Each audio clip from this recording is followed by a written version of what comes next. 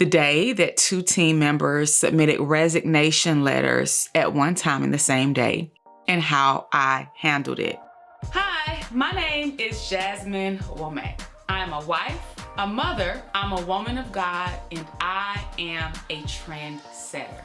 I help authors, speakers, and coaches stand out as subject matter authorities on their topic and in their industry. And I do this by helping them to write and self-publish a best-selling book, and then I teach them how to turn their book into programs, courses, and premium priced coaching communities. So I had a situation with some members on my team and I'm not bringing them back. And so I can actually discuss this on the podcast because I'm not bringing them back. And I want to let you know, this isn't nothing juicy. This isn't about bashing anyone or anything. These are about real life things that go on behind the scenes and how you have to navigate, how you have to learn how to trust yourself as a leader and how you have to move forward. So the whole situation was eye-opening for me. I wasn't upset. I was just like, okay, well, now I have to jump back into this or figure out how we're going to get certain things done.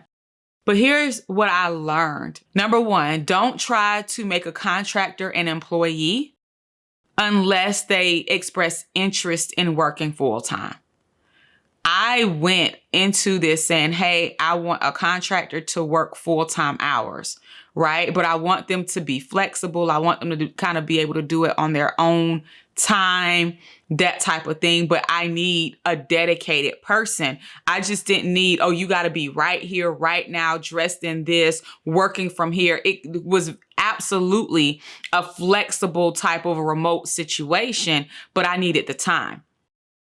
However, and I wanted the buy-in and I needed the responsibility, the ownership of responsibility. But here is what I learned. If you hire a contractor, you got to understand that that's what they are. Like they're doing what they want to do.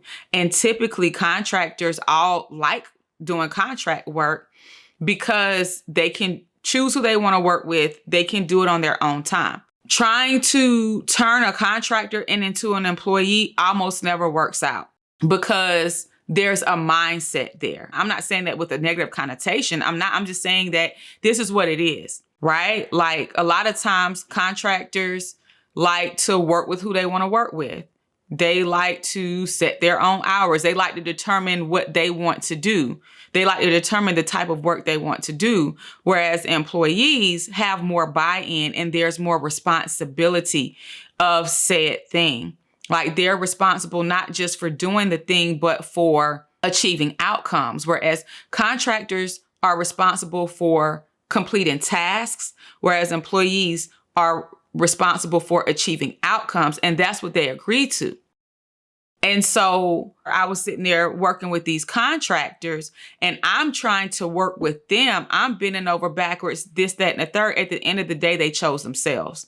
They chose what was best for them. They said, hey, I don't want to do this anymore. I just want to do contract work. Whereas if you bring on someone that has said, listen, I believe in what you do.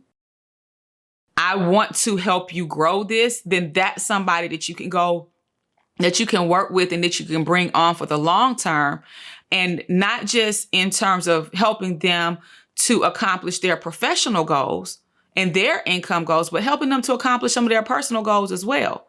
So contractors will almost always choose themselves before, like you'll be loyal to them, trying to bend over backwards, trying to do all the things while they're loyal to themselves. I'm telling you, I have seen this time and time and time again. It hasn't been one situation where I've hired a contractor that wasn't loyal.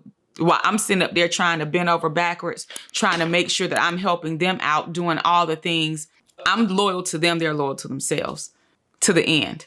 And in terms of loyalty, it's got to be reciprocal. So if you're going to be loyal to somebody and be willing to work with somebody and bend over backwards, it needs to be somebody that has shown that same level of loyalty and dedication and commitment to growth.